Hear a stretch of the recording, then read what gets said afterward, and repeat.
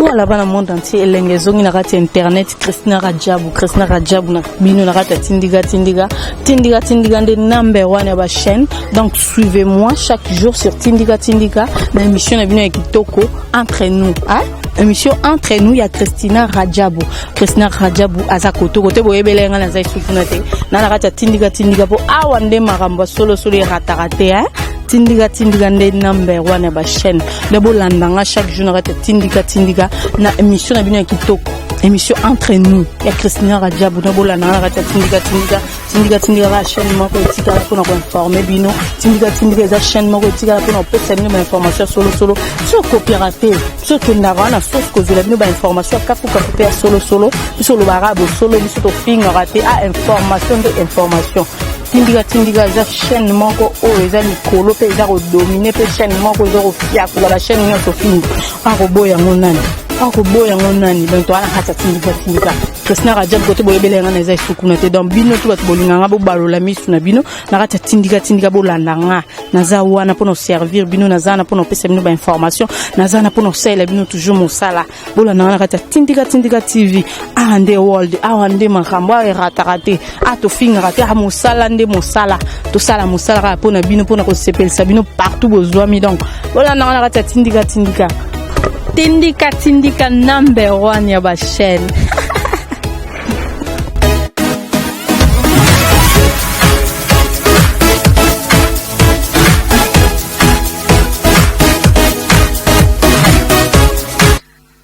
Chers fidèles internautes, mbote na bino partout bozwami o eza bino Christina Radjabou kaka ndenge bolingaka tindiga. Merci à trop na ndenge bosabona na kati tindiga pour chaîne ezaka moko eloba bosula eza tindiga. Na senga na baona wasabona te bokonjo ko sabona na kati tindiga wana na mona Fleur Diangwana na Londres. On a déjà pu boss na Londres pour na pesi ba mbote na pesi ba tutu batala biso mbote na pesi Pablo Masega na Montréal na pesi mbote. Merci na confiance bo pesa tindiga na apenga mokote na plateau na zana prophète ngefa bolinga ke mingi po ya lobara bien lobara kaka bosolo ya wana liloto ya mbeli susu par rapport à actualité kama mama mboka ndenge ezokende to solana prophète to yeba mama ezokende ndenge nini boza wana connecté tina suka nde boyeba lisolo ni to memeli bino na mukola lelo. Bonjour prophète. Bonjour, maman journaliste ya Radjabou Kolo apambola yo atana nzoto tukabona kile molimo tozaki moko pona bitumba Congo biso tozana kati poto lukade Congo échanger. Voilà, cher internaute, prophète, bonne santé d'abord avant de compter na moi. On a outil malade hôpital tiens. Na outil hôpital santé ça bien parce qu'on a beaucoup travaillé et puis les sungia sur les athées. Batatika kaka omoni kaka ba commentaire mais quand quelqu'un est malade au bel kamosongo il n'y a pas ba aide alors bino bolingi biso to komaka bata pouvoir pourtant nous avons bon on est baninga ba zo ka ba mukuna banani tout ba zo ka non nous sommes pour le peuple donc nous souffrir la peuple mais sommes 34-20 les malais attellent les justes Dieu les délivre toujours un bon jour Congo sera délivré. Voilà, cher internaute, qui prophète Nabino Bolinga Minga Zobela, moi geste, moi signe, ça là, moi bien boboza, numéro à contact, à peine émission, à souka, sa numéro à contact, moi mbote, moi loko, et ça, la rappel bien pour la prophète Nabina Lobara, toujours pour na solo, pour na mboka, lobela, mboka, donc prophète. Na bonne de la paix pour na bango, loboko nyoso mutu asali kati yango ya malamu, na bonne de la pour na yango, pour loboko na nzambe za kati yango. Oyo kopela loboko epesa ndenge za ipambola maka kozaka mota kufate po bo contribuer tango mota zali boye kotia maboko parce que nzambe pe na nzela basali na ye asala kalo sambu tusalaka. Voilà, cher internaute, pour comprendre mambo ezo kende ka bongo prophète ngefa to beta masolo ya mboka makambo ya élection ndenge tozo kende bientôt là le 23 décembre ezo ko kameto moni événement mo to le kana hier na seni kuna ba machine yango ya ba machine à voter yango eziki siko tozo mituna tozo e batem élection e kozala ou bien kozala te to mo pe nanga zo assurer population bi élection e kozala kaka yozo mona mambo ezo kende mais nanga zali manipuler maluma le était manipulé par le pouvoir. Nango aussi est manipulé par le pouvoir. Ngoïmoulunda pasteur, il était manipulé aussi par le pouvoir. Nango rekete Ngoïmoulunda après avoir colongé na seni, asusa ba discours abi na ye bakate. Mais comment un pasteur moto battre la minimum ya bato. Moto pesa ka kimia. Alors yo ye bakate programme kanani. yango tobi biloko ya mbwa soko le préparer mbango biloko ya frondolo soko obini mabina wana ke ba di gauche na le mbonje ko panzana parce que obeti na sima. Alors élection aux élections total le 23 sur élection ko zate point d'interrogation. Mais makambo to so mona nyos ezo d'accepter bali ko organiser élection te. Comment moto peli na kati ya na dépôt ya seni Nathan tout ça nango sendi ba bidon so sendi faisait la bien sécurisé ko le même présidence même banque centrale ya mbongo pour bangonde ba ko pesa kimia pe bangonde ba ko panza mbuka. Mais comment bazana kuna bazana na bato anel bazana suna bato ya la police kangela ka bango bato ya GSP garde président Moura bazana ngo mais okoki kolongola barrière wana ba civique ba kota ndenge nini ezala boko na bango incendiango zeleka na 10 jours 9 jours élection ndesa makati nango oyi mayele yo so pelengendu nzamba misango polele. Les Congolais commencent maintenant à réfléchir. Les Congolais commencent maintenant à kozwa mayele kati nango to ebelo ko koleka oyi pe ko salema mais ngana ko biso mama Rajab ngai na yo na nzoto boito ko kokate to na minduki te to na makongote to na mbelo ko kuluna te bato bazana mbongo minduki bakambo nyonso. Mais Dieu renverse le destin de toute nation. Il peut renverser. Somme 33, verset 16. Hein? Osomona, tokwe ma bon longo ko bon de nzambe la bizaka. Omoni fa lutte. Place so komani. Hein? Akwa na mabele, atomboli akumisi nzambe parce que Faulu ne savait pas que Dieu akotombola yi. Hein? Ayeba ki yangote, Faulu sans base, Faulu sans quoi, lelo tala nenga vimbi. Ya oma kama mboko ya biso. Hein? Tous les chrétiens babon de la pona mboka oyo to na mboka musute so to panti lokola Yemen to panti lokola Iraq to panti yango lokola Syrie to kiko zwa mboka mususu oyo to kuvana na yango ti nzambe asala mabolongo nzambe asunga moto ya police ke rode za nzambe ça n'est pas l'armée obitumbe rode il était appelé qui vivant. Vivant, c'était Dieu. Ouais, l'accès Pharaon, Nguyana, sa mer rouge vis-à-vis, c'était Dieu. Et Hébreu 13, 8 à l'objet, il n'a pas changé. Il est le même hier, aujourd'hui, éternellement. Voilà, cher internaute, nous avons prophète Ngefandinga Lobara, Azo Lobaka, Abosolo. Prophète, ce qu'on a autant la campagne électorale ndingezo kende tozo mona Chadar azo kende bien et lo mon côté zo arrêté azo comme ba ville nyonso sans problème et tozo mona côté à Lamuka Martin Fayulu bazo pekisa ba ville mususu akita ba ville mususu bazo bamba mabanga donc bazo saboter arriver na ye yo moni yango ndenge ni makamba mama ozo mona ezo la saite pouvoir na nyonso soki place yo Chadar azo comme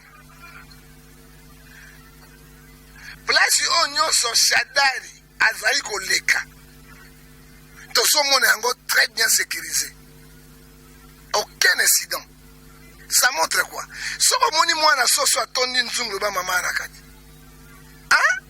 et soko moni place nyonso Fayulu wazanga base Fayulu na base te ayebana te menga na onde to vimbisi Fayulu te Fayulu vimba en fait na bossa na pe obaxelo moko na baxelo moko mais tu sais que dit ce total tu sais que di place nyonso azokoma elo moto ezo arrêter bazo pekisa ete azokita na ba ville nyonso mais pourquoi kaka nani Fayulu tu sais que dit na kansa ba omipe bato ce sont les témoins gênants.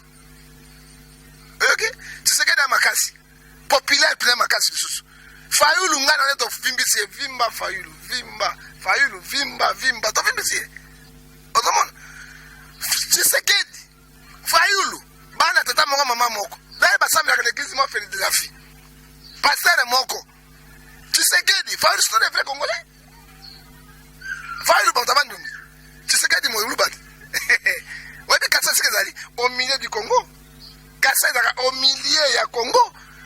Est-ce que quand je dis aujourd'hui que les vrais Congolais, moi je suis mon gars. Quand on dit aujourd'hui au Congo, vrai Congolais d'origine, c'est Balouba. Banakati. Ba pays sont frontaliers. Ouais, si nous la Kisangani, Goma, Bukavu, même Équateur, donc parce que autochtone na bango na basi ya bamboka na Tanzanie banini basangana ka babota na basangana. Mais ce qu'on a Kasai penza. Yango Balouba bagalo fundo. Balouba bagalo lende lo fundo parce que na milliers à Congo.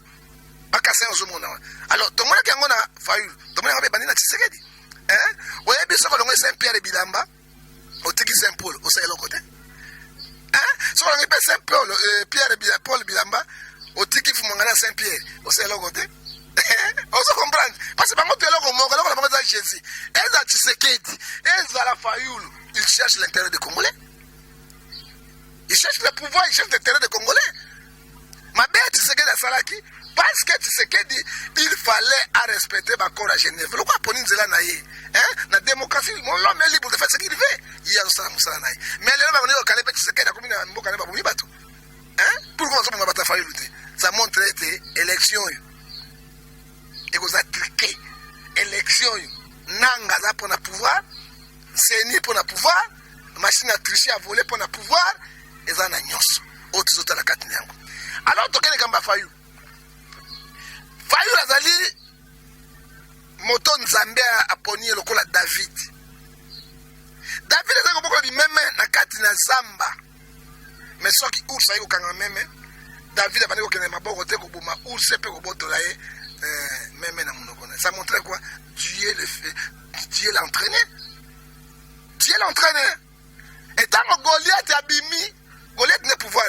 Nani a kobunela Goliath, et roi Saoul, a salaki roi mais un guerrier. Mais par contre, il a guerrier, roi bunda, c'est pour ça que vous avez koufi, mboka meke un otage. Nani a koté le mele a kobunda la Goliath. Grand frère Eliab, a salaki homme de ville. Nzambe a touché David, a dit kende, et pas bandegolo bana guerre. Oza kwanga na mai okende kopesa bango baje batem tango David a komi le kwazaki entraîné envoyé de Dieu bon landa yango l'histoire papa David a tale makuti Goliath zongolo mabi yo nani moto bakata mosutu yo mindele bakata mosutu te mindele mingi bana mosutu te tula bato bana mindele yo moto bakata yo mosutu to tele marmi nzambe oh grand frère ta mime je connais ton orgueil.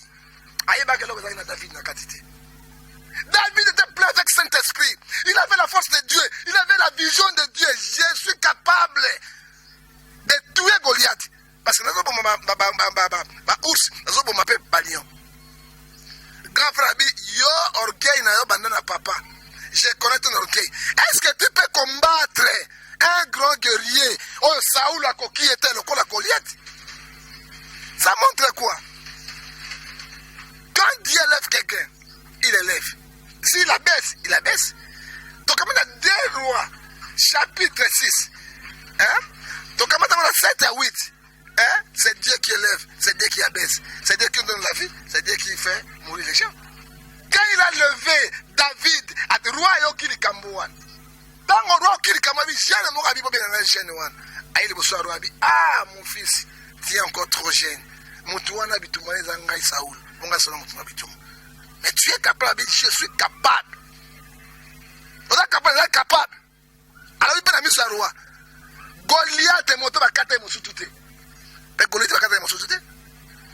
À côté de l'armée en Zambé, il y a un moment où Fayulu wana zaloko la David ya Congo. Oyo azaki na base te, oyo ayeba na kite, oyo azaki na likambo kote. Fayulu sa ba tobike biso ndeko ba Kongola ne base na ye. Et puis c'est vrai, voir le parti ni politique qui se fait. Mais c'est vrai, Moïse Katumbi a côté likam. Chapoué. Moïse Katumbi a côté. Kiungu kwa manza wadenge baba. Wakatanga kiungu kwa kumwanza a côté likam. Ba ive mo bando yogo ba côté likam. Bemba côté likam. Docteur nani professeur nani o matungulu a côté likam. Mozito abinga inga numéro 5. Soko lekina no manjangi. Comme yo lembo. Mozito nani o abisa Fayulu azo vimba. Fayulu vimba nayo vimba azo vimba. Oyo kaka ezali kamwe kama parce que candidat Fayulu azaya nzambe. Pa peuple congolais elingi changement. Un régime qui ont travaillé 19 ans de pouvoir de Kabila, 3 ans et demi de son père, c'est à peu près 21 ans et demi. Sans projet, sans quoi, sans nini. Mais ce que toi, je vais faire la quantité de Kabila. Nous ne refusons pas de la démocratie. démocratie. Qu'est-ce que Kabila n'a pas fait à 23 ans, 19 ans là, et puis Chadar a cela qui parce que Chadar était premier gouverneur after Nakiv. Chadar, président, il y a un parlement, il y a un parlementaire, il y a ma majorité. Il y a commis secrétaire général PPRD, il y a commis ministre intérieur, qu'est-ce qu'il a pouvoir à salité, qu'est-ce qu'il doit faire, les gens sont commis président. Et dans le discours, ils ont comme moi, oh, n'a pas lu comme on a foutu ma chef coutumier. Oh, banda kalango foutu ma chef coutumier. Il y a un discours mon primaire. Nous ne faisons pas tolingi changement. Toni to zwata moto ya oyo oya memaliye bo ata monaliye bo kongola to kolingai pouvoir nyonso za kwa mwasi ndeko na ngai ndengo zaliawa soko linga ite olela ngai mbongo soko zotala ngai bo so na moni bo seka ngai siko so balole longi bota so na simbio donc zo kala ko mais soko olinga za la sheki na za muyibi na za nini présence na ngai nzoto na mouette biloko nzoto zo ninga na mouette c'est comme ça voilà parce que mbongo te Fayulu n'a pas l'argent mais peuple lingi Fayulu kaka ndenge azali parce que Fayulu azam combattre le peuple ouais na ba idéologie na ba grand prêtre na ba simanae pour ba changer Congo to shendaki Mobutu parce que to biloko asika paradis au contraire si aujourd'hui Mobutu était en vie à cause on a pouvoir pour président Morobo lamu mutema malamu kwa Mobutu tongona kite mais on a qualifié Mobutu na tous les gens. Les lois Mobutu atikaki franc-maçon te Mobutu atikaki illimité les lois ba science sur le côté yango tant que Mobutu to souverain to salaki boité osomona mais Fayulu a une incarnation ya ko changer mboka parce que ba côtier ba simana biso peuple yango to vimbisa Fayulu to vimbisa yango azali quoi témoin gênant place azo le motoka ville mbanda ka ville teti ba chola kipoy président de la république koleka na makasi il faut de la populaire président de la popularité et aussi mbaté président de la république de la populaire vous êtes impopulaire et aussi mbaté côté monsieur bazo boudé côté monsieur bazo dim non il faut mboka yo se linga yo on des Kabila le peuple linga qui tango guerre quoi ya ba rebelle ba kitina Kinshasa wa armée akokai ko bunela bango te peuple contre Sisi Masolo parce que balinga qui alors so balinga qui était peuple linga ko baluka na ba Rwandais Masu Paul Kagame ngatika Rwanda comme le président du Congo. Ah, on m'a pas tout. Voilà, cher internaute, prophète Ngefaya Lobrande ba vérité. En tout cas, pour Namboka, ça toujours pour nous ba vérité. Namboka, na ba vérité, c'est la vérité. Na finga kama tuté, na lobaka oyo nzamba zo bisanga, nzamba azo lela na Congo. Il nous a donné tout des richesses, des biens. Na basi ya kitoko ba leki ba Congo bazana. Na mama Raja Fazalia. Dans la beauté nzamba c'est original. Attends muta monio boy papa bana nasoka monio boy motema naka mouette. Voilà, cher internaute, les ambiances prophète Ngefa to kenane gabwe prophète Sigo Martin Fayulu candidat du peuple face à Chadar bango baza côté à pouvoir baza na mbongo baza na nyoso est-ce que Martin Fayulu a gagné ba élection face à Chadar si maman otuni motuna maman na biso ba prophétie bimie belawa na moni mosuna internet o tshisekeda kozo mosusu Fayulu akozo mosusu Ramazani akozo na moi ba prophète ya batonda mokili mumba frère c'est boke ba prophète ba internet ngale loso wa église na moi église na vanda nazali un prophète pour un ministre de Dieu prophète ambila zalakate chant ya bataille ya prophète dans la carte chant de l'église mais le prophète dans l'église apporte en église donc mambe bazo dire kabino mbongo bazo kosa ni ba professeur lokuta tous les féticheurs ba comment ba prophète c'est que Matthieu 24 solo bango Ézéchiel 13 14 à 15 solo bango Jérémie 14 13 à 18 et solo bango ba tondi plein et quand on a ma prophétie on a mususu ko moi si moi bimi na Belgique apesa prophétie alors dit lelo penza na moko Kabila bazo ko mara ko falelo bolanda ngo solo est-ce que prophétie est diable et moi je na répondre na lobi Kabila ko fate Kabila pas à moi na nzambi soki ya bongo mi nzambe pa koyamba ye parce que nzambe ayi mpona bato bayeba bongo pourquoi liwa ya moto bozo kondengo e Kabila akufaki te yelo jibe piana azokufa lobi oyoki babomona jibe piana azokufa lobi ndenge non na biso jibe piana akufa na likamoni yesu ayaki barabasa azalaki nani jesu azalaki nani ayaki mpona bato na babongo ma motema jedi ya jibe kobanga eloko te bazokosa mpo olenga okokufa te jibe piana aza to aza te voilà réponse Pessingaï, question Pessingaï, n'a répondu. Voyez le candidat du peuple. sekadi pe bato balingi parce que bango to baza à peu près bazo landana mais oyo azo vimba mikolo vimba Fayulu vimba azo vimba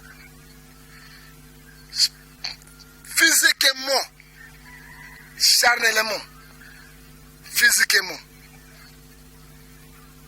avec la bénédiction de Satan avec machine à voter avec machine à tricher Shadari passe okozongela ngai yao nalobi Shadari passe avec la bénédiction de Dieu na poste à peuple c'est Fayulu mais Fayulu ne passera pas nzambe ezolakisa bato tala moto na poni yoyo est-ce que nakobisa eloko moko comme prophétie nzambe aponaki na Israël deux rois Israël ezalaki na roi te bazalaki ntango ya nzambe te batie na mpe pression na mpe bon boponela ngai roi baponi Saoul et comme na ntango ya Saoul c'est le même prophète Samuel oyo apakolaki bango mafuta ntango Saoul abandi kosala makambo ya pelingendu balinga makambo ya poloso abandi kosala makambo ya lifobo abakisi frondondo c'est-à-dire membo nzambe se retiré et Samuel 16:14 l'esprit de Dieu se retire de Saoul. Il fut agité par un mauvais esprit venant de l'internet. Tous les esprits au monde nakala bando qui moko yango nzambe babi un mauvais esprit venant de Satan te un mauvais esprit venant de l'éternel. Voilà osala nga mama na bokeli penza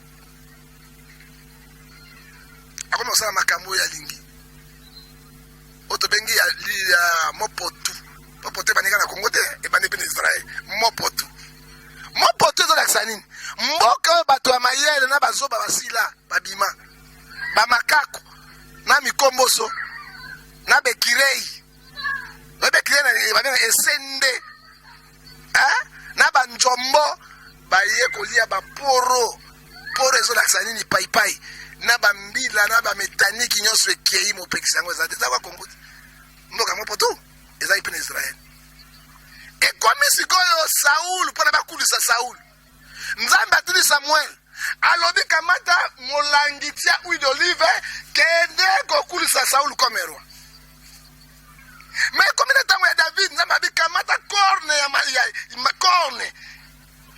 oyo ya nyama tia mafuta kende kosopela David comme roi. Ça montre quoi? Beaucoup on dit à Saoul, ce n'est pas Dieu qui a choisi, ce sont les hommes. Tu n'es pas si en zambete. Il y a un moment où tu as qui mafuta zagoni mafuta molangi soke kwesa nini e panzani e kotika libere panzani beaucoup de sili. Il y a beaucoup de Saoul silaki. Mais beaucoup on dit à David, ba pesi corne ta 1000 ans et pour la gâter. Pe eloko nzambe asali yango molangi sali mina bato corne sali mina nzambe ezalaka définitif libela nde basopelaki David mafuta wana nde bokonzi ya David ti akufi basalomo te Jésus Christ abimi na libota ya David. Ça montre quoi? Saul ne David même malo esimbi te babloqué yango ntango makambo ekochange. Je te dis aujourd'hui, Fayulu sera toujours chef de l'État, quel qu'il soit. Mais deux autres côtes, avec la Saoul. Parce que Saoul a dit, Moulagnon est au Panzana, beaucoup de aussi. Chacun y passe. On a dit que 65 millions d'enrôlés dans l'Est. Pourquoi Koto est à 45, 35 pour l'année? Rwandais, Burundais, Ougandais, machine à voter, à tricher, Gagame, Nini, Kourouziza, intoxication, tout. On a programmation, Équateur est voté 50-60%, qui s'engage, Équateur, Est 100%. Mais tout le monde, il faut les autres Kakuna, Fayulu, Avandi, Naye, Vimba, paix. Shadari a besoin de finga Shadari. Mais l'élection, on a c'est ça. Mais plan ensemble pour la Congo, c'est plan Bangote. Dieu est capable. Il y a Rosala. Il y a Rosala.